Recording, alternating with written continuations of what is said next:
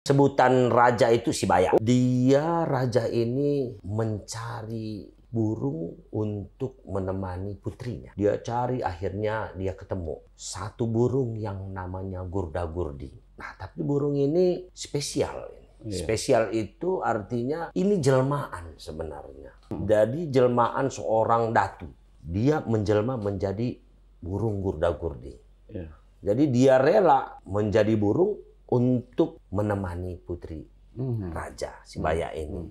Tapi ada syarat sebenarnya yang diberitahu kepada raja, jangan sampai menyentuh paruhnya.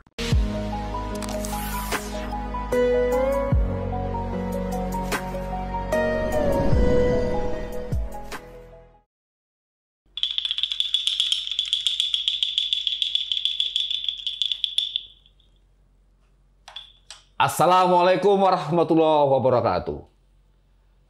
Salam seni budaya Indonesia. Horas, majua-jua, enjua-jua, ahoy, yahobu, oi di sana, salam pahaba, kulo nuwun. Pemirsa dimanapun Anda berada, kami mendoakan semoga kita semua tetap dalam keadaan sehat walafiat dan dalam lindungan Tuhan Yang Maha Esa. Di hari yang berbahagia ini, alhamdulillah kita diberi keselamatan dari pandemi COVID yang melanda dunia. Ya, kita berharap COVID ini segera sirna dari muka bumi. Dan syukurnya sekarang masih tetap melandai. Begitupun kita harus tetap berjaga-jaga, gitu. Kita harus tetap mematuhi protokol kesehatan. Nah, pemirsa, beberapa waktu yang lalu saya diminta menjadi narasumber workshop seni budaya di sebuah instansi di Sumatera Utara. Kebetulan topik yang saya bawakan adalah tentang teater tradisi. Nah, bercerita tentang teater tradisi ini memang tidak terlepas dari konsep ritualisme yang ada pada masing-masing daerah di Nusantara, termasuk di Sumatera Utara.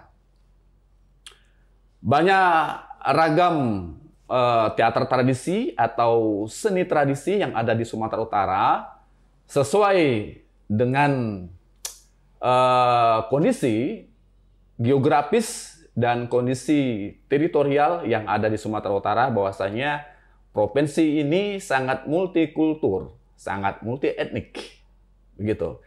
Nah, di antara beragam budaya, di antara beragam seni tradisi itu, di antaranya adalah kesenian daerah yang ada di Kabupaten Karu. Nah, kita mengenal beberapa seni tradisi yang ada di Karu. Nah, antara lain adalah gundala. Nah, gundala ini bisa kita lihat dari beberapa aspek. Bisa kita lihat dari cabang seni tari, kemudian juga seni teater. Nah, kali ini kita mengundang ahlinya pada rubrik Mimbar Budaya Koran Mimbar Umum Mimbar TV pada hari ini. Nah, narasumber yang kita undang kali ini adalah spesial. Yaitu Bapak Anton Sitepu. Selamat siang, Pak. Selamat siang, Pak Suyadi. Ya, Bang Anton. Nah, tadi saya panggil Pak Anton. Sebetulnya Bang Anton. Ya, iya. Bang Anton Sitepu ini S1 dan S2-nya itu adalah dari Universitas Sumatera Utara. Dari alumni etnomusikologi Universitas Sumatera Utara. Wah, Karya Bang Anton ini sangat banyak, baik di bidang musik tradisi, tarian tradisi, kemudian teater tradisi, semuanya berbau tradisi, gitu. Teater tradisi, kesenian tradisi yang ada di Sumatera Utara, beliau ahlinya, begitu. Dan tidak hanya berkreasi di Indonesia, tapi juga sudah beberapa kali ke luar negeri. Baik, kita langsung saja bertanya kepada Bang Anton tentang riwayat perjalanan Gundala-Gundala sebagai sebuah seni tradisi di Tanah Karo. Silakan bercerita, Bang. Iya, jadi Gundala-Gundala atau juga disebut tembut-tembut, ya, Tembut-tembut. itu satu bentuk teatrikal. Jadi topeng barong sebenarnya kalau Topeng klasifikasinya. barong, Topeng, kalau topeng seperti di Cirebon itu kan segini kan gitu ya. Iya. Nah itu biasa kan Pas gitu. wajah. Ya pas wajah Ya. kan gitu. Tapi kalau di Karo ini kan tenggelam dia. Wow, tenggelam ya? Iya. Besar ya? Karena itu besar sekali kan. Itu dari sisi bentuk. Jadi sebenarnya tembut-tembut ini ada beberapa karakter kan begitu. Satu sebagai raja, Sebagai raja. terus kemudian permaisuri, putri raja, Putri raja. kemudian panglima Panglima. sebagai pengawal, Pengawal. mewakili pengawal lah. Terus kemudian burung yang disebut peri, gurda-gurdi namanya. Gurda-gurdi. Burung ini. Jadi ada 5 karakter. Warnanya juga berbeda-beda. Ada yang merah, ada kuning, nah gitu. Ada Berarti hitam. ada 5 warna. Iya. Ada 4 ini yang sebagai mewakili manusia, ini sebagai mewakili burung. Ya. Nah, kalau bahannya ini biasanya terbuat dari kayu. Satu kayu. Dari kayu. Dari kayu. Kemudian dipahat. Jadi bayangkan aja kalau nggak mungkin kayunya segini pas-pasan. Pasti dia lebih besar. Lebih besar. Kayu satu lah itu biasanya. Iya. Yang saya tahu itu biasanya kayu nangka. Kayu dan nangka, beberapa kayu jenis yang lain yang memang kuat lah. Kan gitu. Dan jadinya berat memang ya. Pasti berat itu. Iya. Nah, ini ada ceritanya. Kan gitu. Ini ceritanya bagaimana supaya pemirsa tahu. Nah, jadi silakan. Konon katanya Iya. di Karo ini pun dulu ada seperti kerajaan kan begitu ya, yang disebut Sibaya kan. Sibaya. Sibaya. Yang Gunung Sibaya sekarang ya. Yang gunung itu Sibaya, tapi Iya. sebutan raja itu Sibaya. Oh, Sibaya. Kan begitu dia. Gitu, ya. Dia raja ini mencari burung untuk menemani putrinya. Oh. Nah, kan begitu kan. Dia cari, akhirnya dia ketemu. Satu burung yang namanya gurda-gurdi. Gurda-gurdi. Nah, tapi burung ini spesial. Spesial itu artinya ini jelmaan sebenarnya. Jadi jelmaan seorang datu. Iya. Dia menjelma menjadi burung gurda-gurdi. Iya. Jadi dia rela menjadi burung untuk menemani putri raja Sibaya ini. Tapi ada syarat sebenarnya yang diberitahu kepada raja, jangan sampai menyentuh paruhnya. Paruh ya. Paruh. Patokan. Patokannya itu ya kan. Mulut ya, bibir. Iya kan. Tidak boleh menyentuh. Tidak boleh menyentuh. Mengapa tidak boleh itu ya? Lah itu tidak diungkap di situ. Artinya mungkin itu apa ya, akan berakibat fatal kan begitu. Fatal, ya. Bagi dukun itu. Begitu. Pokoknya itu syarat. Nah, menurut raja kalau hanya sekedar itu apa pasal kan, nggak nyampe persoalan. Nah, begitulah kira-kira. Iya. Maka burung ini diambillah, dibawa ke kerajaan menjadi temannya putri ini. Ya seperti biasa, artinya mereka bersenda gurau, bermain-main. Hingga suatu ketika tanpa sadar, putri ini menyentuh. Menyentuh? Waduh. Menyentuh paruh. Paruh, ya. Begitulah kisahnya itu ya. Iya. Dia bilang, lah ini kan rupanya ketika itu disentuh, ini burung ini merasa kesakitan. Wah. Karena itu pantangannya sebenarnya. Itu. Nah, kalau dipegang paruhnya, wah, menimbulkan reaksi di tubuhnya ya. Dan marah. Marah betul. ya. Oh begitu. Dan ini dikejar putri itu kan, dikejar-kejar. Loh, ini raja kan udah mulai takut. Tadinya nampak main-main, Iya. ini udah serius ini kan. Iya. Paruhnya itu jadi burung ini digambarkan serupa dengan burung enggang. Wow. Burung enggak, kalau burung emprit atau burung-burung kecil itu kan nggak ada persoalan. Ini kan besar ya. Paruh-paruhnya yang besar Paruhnya itu, besar, ya. macam burung ranggong itu kan. Nah, Dipanggil panglima pengawal tadi supaya itu burung dibinasakan. Begitulah dia ceritanya. Karena ini udah nyawa taruhannya kan begitu. Iya. Nah, sehingga singkat cerita mereka berperang. Iya. Bertarung. Bertarung ya. Bertarung. Oh. Kalahlah burung itu. Oh iya, Begitu dia kalah, menjelma kembali menjadi dukun itu.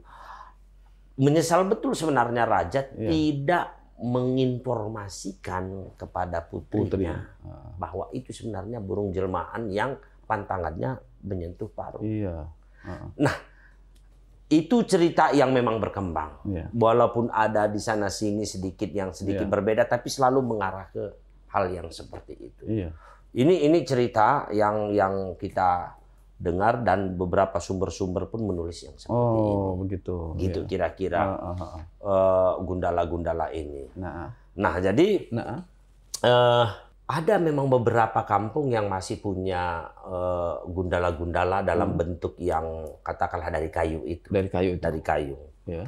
Kalau saya lihat misalnya foto-foto, ada nggak selalu hampir sama bentuknya. Ada sedikit-sedikit berbeda-beda. Oh, ada variasi ya? Ada variasi sedikit. Masing-masing daerah ya? Iya, dikit-dikit gitu. Mungkin karena memang bukan diproduksi dari pabrik kan. Oh iya, nah, buatan kan begitu. tangan ya? Buatan tangan lah ini kan. Jadi ada sedikit beda-beda ya, gitu. Nah itu mungkin nggak ada persoalan. Nggak ada persoalan. Dari sisi itu. Nah, di Dokan juga masih ada itu. Di Dokan ya? Di Lingga. Di Lingga. Terus kemudian yang paling terkenal itu di Seberaya. Di Seberaya. Oh, nah, Seberaya itu kebetulan masih keluarga kita juga itu yang punya. Mereka simpan itu di sana. Dan suatu kalau ada upacara-upacara, terkadang mereka keluarkan. Nah, jadi gundala-gundala ini sekali waktu itu mereka keluarkan. Nah, alasan apa misalnya? Ya, sekali waktunya bagaimana itu, Pak? Biasanya gundala-gundala ini dimainkan ketika musim kemarau. Musim kemarau. Saat musim kemarau saja? Iya, fungsinya sebenarnya untuk memanggil hujan. Memanggil hujan. Iya. Jadi nggak tahu ya kenapa artinya sampai gundala-gundala itu bisa dipakai untuk memanggil hujan. Iya. Jadi ada satu tradisi di Karo itu namanya sebenarnya Ndilo Wari Udan. Ndilo. Jadi Wari Ndilo udan. Itu memanggil. Oh iya. Ndilo Wari itu hari. Wari Ndilo Wari Udan kan gitu ya kan. Jadi memanggil hujan. Nah itu panjang itu ada semacam satu rentetan. Upacaranya itu. Ada mantranya ya untuk manggil hujan? Ada.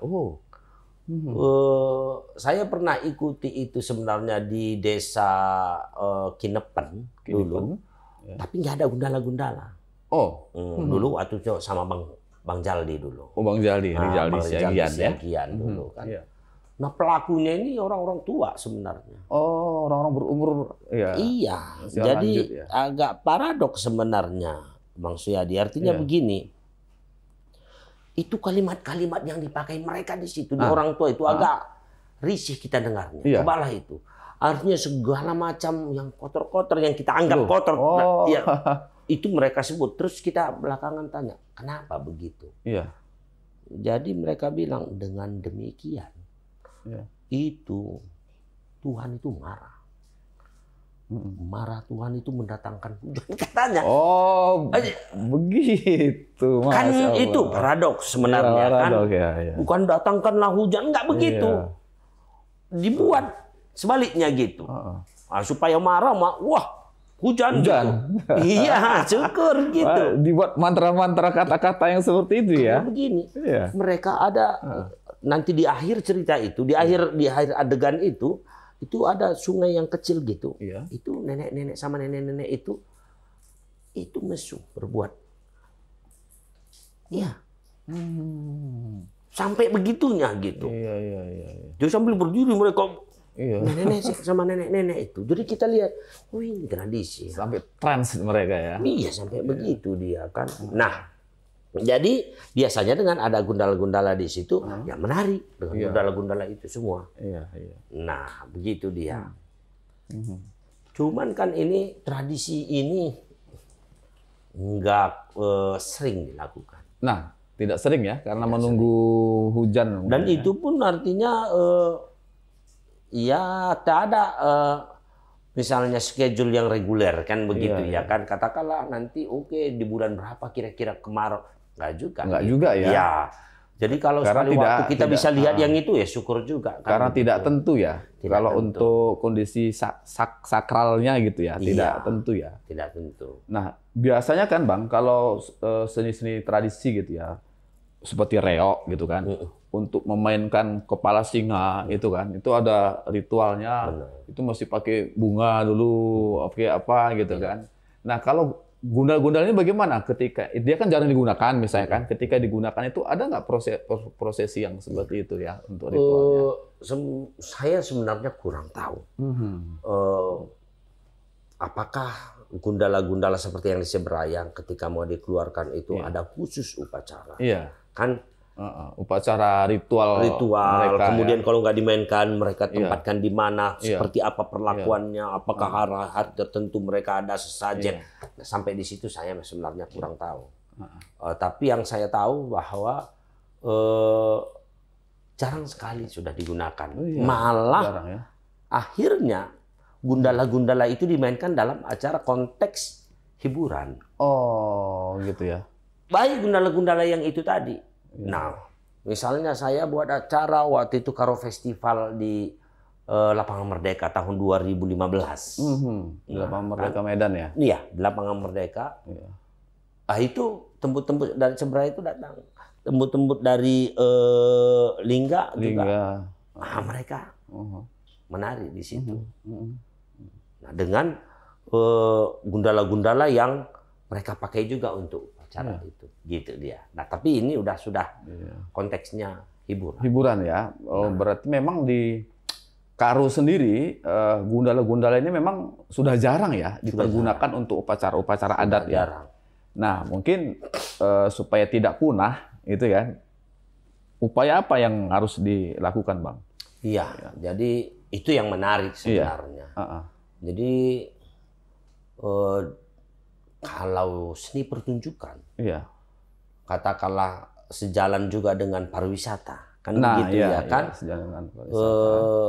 Segala bentuk-bentuk tradisi itu, yang mau diangkat untuk tujuan katakanlah pariwisata ini sebenarnya unsur-unsur ritual itu mungkin bisa agak dikurangi. Oh, unsur ritual dikurangi, gitu ya? Artinya kan magis, ya, benar. Magis, ya, mungkin kalau kita nggak tahu kalau di Bali itu ya mereka memang mengadakan upacara, silakan orang nonton, malah dikutip bayaran kan begitu kan? Mereka jalan aja dengan upacaranya. Nah, kita kan belum sampai begitu kali. Nah, sehingga artinya gundal-gundal ini bisanya dikembangkan, kan begitu kan? Saya membuat acara di beberapa tempat termasuk di Siosar Festival. Oh, di Siosar. Ya, 2019 akhir. Ya. Nah, itu kita mainkan gundala-gundala, tapi bahannya udah kita rubah. Nah, bagaimana ngubahnya itu, penyesuaiannya? Saya bayangkan kalau kita cari kayu Iya. untuk 100 misalnya. Iya. Gundala-gundala kan dari mana cari kayu? Susah, biayanya mahal, ya kan? Terus kayu juga susah didapat. Maka kita berpikir kita buat dari kardus. Oh, dari kardus ya? Iya. Nah, gundala-gundala itu terbuat dari kardus. Lebih ringan ya? Lebih ringan, biayanya simple, tidak mengurangi makna. Karena kita bukan untuk ritualnya mau kita buat, tapi kita untuk seni pertunjukan. Sehingga dalam acara itu puluhan anak udah memakai gundala-gundala. Malah saya buat gundala-gundala itu hampir yang 3 meter. Kan begitu. Ya, jadi kita tambah rangka. Iya. Tambah rangka, jadi kepalanya itu udah di atas gitu kan. Nah, kita pakai tangan itu dengan tungkai bermain kan. Nah, itu kita kembangkan sampai di sana. Jadi dari bahan kita inovasi. Iya. Nah, kemudian kita tidak lagi berkutat di cerita yang itu. Kita kembangkan saja. Kembangkan lagi. Iya, jadi di sana ada satu materi acara untuk karnaval. Ikut karnaval, jadi mereka ya menari. Menari. Iya, sambil bermain gundala-gundala itu. Sehingga juga anak-anak kecil, anak-anak SD, anak-anak TK di sana semua pakai gundala-gundala. Dan mereka tidak lagi takut dengan gundala-gundala itu. Oh, dulu takut ya? Takut, kan kalau lihat itu kan ngeri itu kan. Takut mau makan gitu ya? Karena bentuknya. Bangsa ya. Bentuknya, iya kan. Ada hitam, seram kan begitu kan. Itu pasti seram. Jangankan anak kecil, kita yang orang dewasa melihat itu kan, waduh, seram ya. Sebagai simbolik apa ya? Iya. Jadi ini mereka nyaman, mereka senang. Ya. Jadi paling tidak mereka tahu ini identitas mereka. Kan begitu. Kan mereka yang punya budaya ini. Iya. Nah, begitu kira-kira. Biasanya Bang, itu gerakan-gerakannya itu apakah memang terpola secara tertentu atau ada gerakan-gerakan bebas, gerakan tarian untuk menarikan? Jadi ini menarik ini. Sebenarnya untuk gerakan tari itu tidak terpola. Oh, tidak terpola. Tidak terpola. Jadi tidak terpola itu tidak terpakem. Tapi yang jelas adalah mereka ini kan ada pengiringnya, musik. Oh, musik. Mereka terpola kepada musik. Dalam pengertian ada ritme di sana. Jadi kalau musiknya mau lambat, mereka lambat. Musiknya mau cepat, mereka ikut gerakan cepat. Begitu dia. Jadi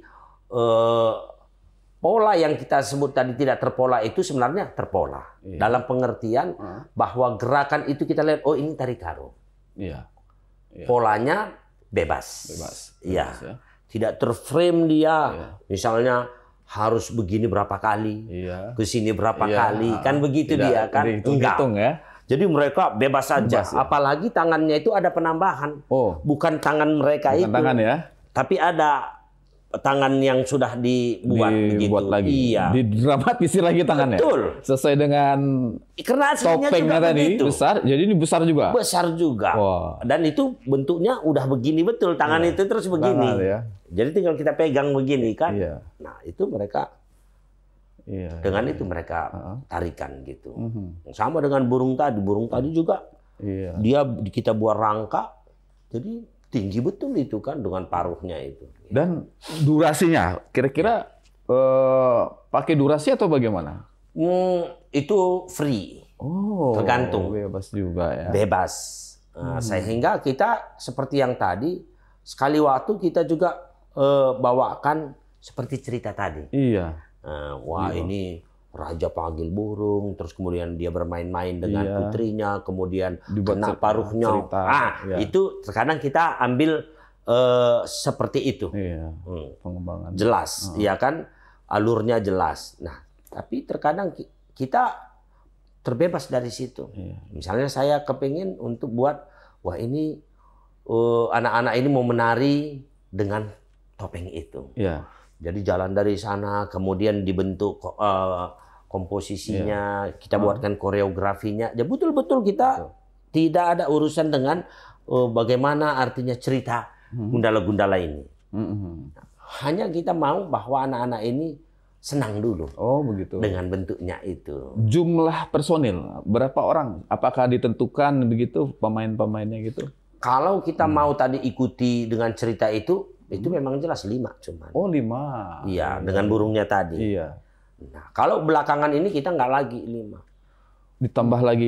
Iya, topeng merahnya, wah sekian banyak, ini sekian banyak. Nah, jadi kita ambil semangat gundala-gundala dalam pengertian, kita punya ini, gundala-gundala ini. Kalau mau ikut cerita seperti ini kira-kira bentuknya. Nah, itu yang kita lakukan sekarang. Kira-kira ada nggak itu dikembangkan di lembaga-lembaga pendidikan formal sebagai muatan lokal? Apakah di Karo atau di Medan gitu? Karena persebaran masyarakat Karo ini kan berada di daerah-daerah di Sumatera Utara nih. Ada nggak itu masuk ke sana? Saya kurang tahu sebenarnya ya. Artinya kalau di sekolah-sekolah jelas itu belum ada. Belum ada ya? Belum ada. Nah, tetapi misalnya saya di Unika, khususnya di PGSD, iya. Kebetulan saya bawa misalnya mata kuliah seni rupa dan kerajinan. Iya. Wah, anak-anak itu saya suruh buat itu. Membuat itu? Iya. Nah, iya. Jadi mereka kalau satu orang satu jumlah anak-anak saya 200 misalnya, 200 gundala-gundala dapat. Kan begitu dia kan. Iya, betul. Ada stok untuk apa itu? Untuk pengembangan ekonomi kreatif juga ya, iya, untuk pariwisata. Untuk pariwisata. Iya kan? Nah, barulah setelah itu tariannya ya kan, dan musiknya dan gitu musik. Ya, bisa jadi pertunjukan. Gitu. Bisa jadi pertunjukan. Nah, itu abang buat ya di kampus ya? Iya. Oh, begitu ya. Jadi suatu ketika kita kalau ada di kampus itu kita mau buat event, bisa kita mainkan kan begitu. Ya, ya baik. Pemirsa, kita telah bercerita tentang riwayat gundala-gundala. Gitu ya, gundala-gundala merupakan warisan budaya dari tanah Karo. Nah, gundala-gundala ini sesuai dengan perkembangannya karena menyangkut tentang ritual memanggil hujan. Nah, berarti ini memang sudah ada sejak zaman dahulu kala. Mungkin sejak zaman peradaban agama-agama dari luar belum ada. Jadi ini merupakan asli ritual dari tanah Karo. Jadi bagi pemirsa yang warga Karo dimanapun Anda berada, Anda bisa melakukan gundala-gundala ini di tempat tinggal Anda, begitu. Tidak hanya di tanah Karo. Nah, begitu. Kemudian mungkin pemerintah gitu Bang, bagaimana peranan pemerintah itu untuk melestarikan seni tradisional yang gundala-gundala ini? Iya. Mungkin dari Abang. Jadi yang pertama dulu, pemerintah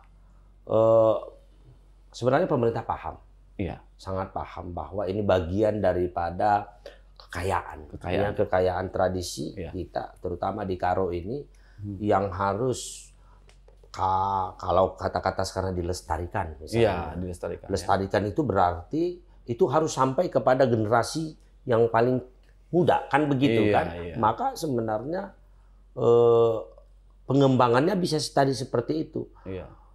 Di sekolah-sekolah itu dibuat eskulnya tadi. Eskulnya, salah satunya adalah bagaimana mereka bisa memainkan gundala-gundala ini kan. Iya. Dari bahan, kenapa kita bantu juga pemerintah, nggak usah tebang-tebang pohon apa segala macam, bisa dari kardus kita penggundulan hutan ya. Nah itu kan, pohon ya. Kan nanti kan, wow kita susah mau gundala-gundala kita kembangkan, kayu udah nggak ada, jangan gitu. Kita harus cari solusi. Ada kreativitas ya, di ada situ inovasi muncul ya. Inovasi, kreativitas. Topeng tetap ada. Topeng tetap ada. Dengan bahan yang ada di sekitar. Iya. Tidak hanya kayu. Tidak hanya kayu. Nah, ini unsur kreativitas, inovasi. Berarti anak-anak juga sudah bisa buat. Sudah bisa membuat. Nggak mungkin anak kecil tadi pahat-pahat itu. Cari kayu susah, berat, dan lain sebagainya. Mahal. Iya. Kardus. Kardus ya. Iya. menjadi topeng ya, Menjadi topeng. bisa membuat topeng ya dari Benar, kardus. itu. Baik, pemirsa, mungkin bagi kawan-kawan yang belum mengetahui bagaimana pertunjukan gundala-gundala, ini Bang, berikut ini mungkin bisa kita saksikan cuplikan pertunjukan gundala-gundala karya Bang Anton sewaktu main di Tanah Karu. Ya, Siosar Festival. Di Siosar Festival. Yang belum pernah ke Siosar, silakan ke Siosar, naik ya. Wah, luar biasa, saya sudah pernah naik ke sana. Kita saksikan dulu.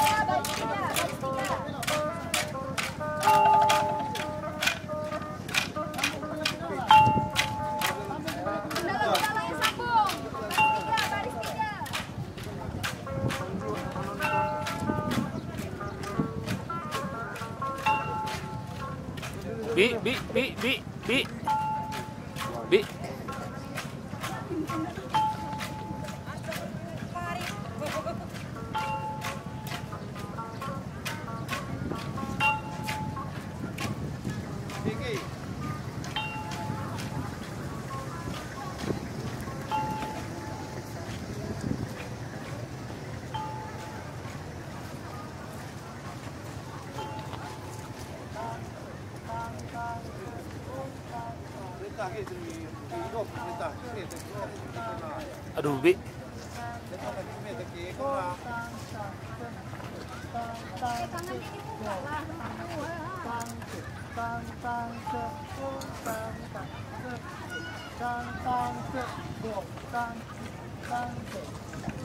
Bang, buka lebar ya, Bang. Sini ya, Bang. Bang. Tahu? Kaki ke kanan ya. Ini kan ya. Bawa jalan yang tinggi, yang tengah ikut Kakak.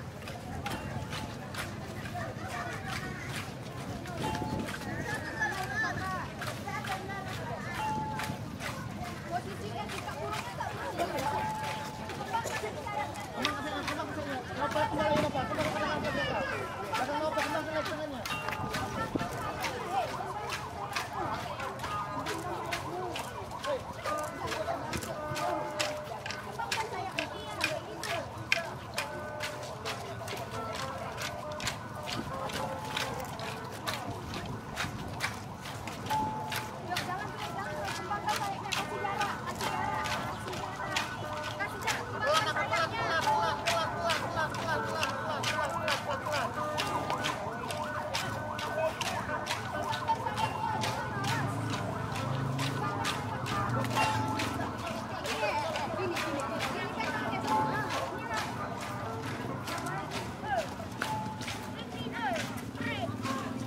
pelan dek, pelan, jangan ketinggalan kawan di belakang. Kembangkan saya juga kayak gini ya, gini ya. Halo abang, kayak gini. Nah.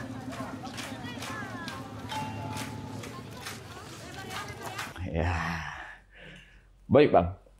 Itu tadi pertunjukan yang di Siosar itu kan dalam rangka dalam upaya ya memajukan objek wisata juga, Bang ya, Iya. di Tanah Karo tuh. Bagaimana dasar lah pelaksanaan acara itu? Bisa sedikit diceritakan Iya. kepada kita.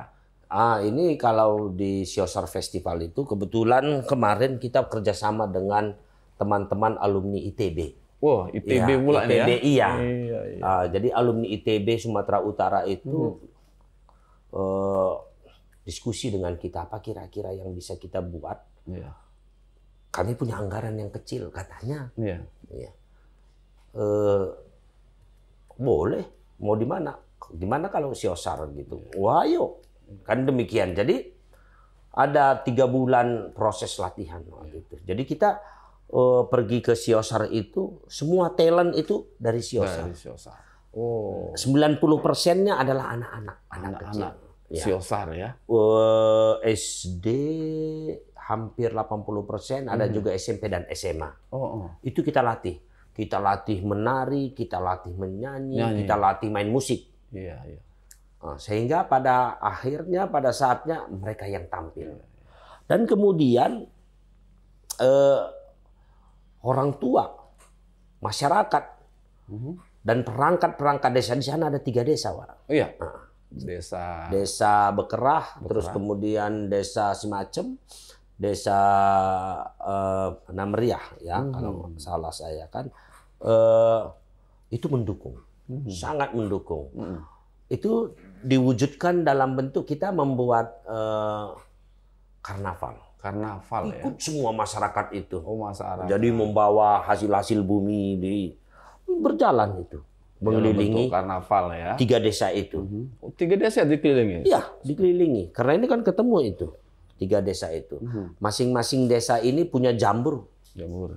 Masing-masing desa ini punya kantor kepala desa. Kantor kepala desa. Ya, itu yang mereka kelilingi dan anak-anak itu kita pakaikan semua gundala-gundala itu. Oh, itu dia. Pakai musik tradisi jalan semuanya kan. Ya, syukurlah berarti masyarakat di kampung sana memang sudah memahami ya sejak dini ya, sejak anak-anak tentang gundala-gundala ini. Nah, Wah, tinggal sebenarnya enak mereka tuh. tidak tahu apa-apa. Wah, Tentang itu tadinya dia. mereka nggak kenal tahu itu dia. topeng apa gitu ya. Karena anak-anak itu sudah lahir di situ, Siosar itu. Iya, Siosar. Mereka nggak tahu pun sebenarnya. Dan ada yang lahir dan masih bayi dibawa dari letusan itu, Letusan, dari kampung Sinabung itu. awalnya itu ya ke sana. Jadi ini yang kita edukasi sebenarnya. Ini kita punya. Ayo. Oke. Kita belajar apa? Kita edukasi anak-anak semua di sana. Oke, mantap. Demikian pemirsa, kita telah berbincang dengan Bang Anton. Asik ini kita bicara tentang seni budaya Karo. Kali ini memang fokus kita tentang gundala-gundala, gitu. Nanti kapan-kapan kita ada waktu kita akan membahas lagi tentang kesenian budaya Karo ini karena masih ada lagi seperti ada seni budaya misalnya gendang banyak, guru-guru aro, Banyak lagi, ada Bang. para kolong-kolong Iya. ada. Wah, nanti kita bisa Pas sekali. bahas satu persatu. Ya, kali ini kita kepada gundala-gundala. Nah, sebelum mengakhiri edisi kali ini, kita menikmati hidangan, Bang. Ini kebetulan ada namanya jambu bol. Jambu bol ya. Jambu bol. Nah, ini jambu bol ini sudah ada di Indonesia ini sudah lama.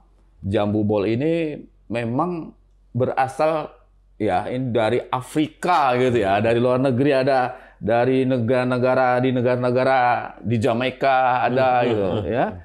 Nah, sampai ada ke Nusantara. Unik bentuknya. Ini merupakan bagian warisan juga ini. Kuliner Nusantara. Ini zaman purbakala juga ini ada nih. Ya kan? Nah, ini kopi ini bisa kita minum, Bang. Oke. Silakan. Bismillah.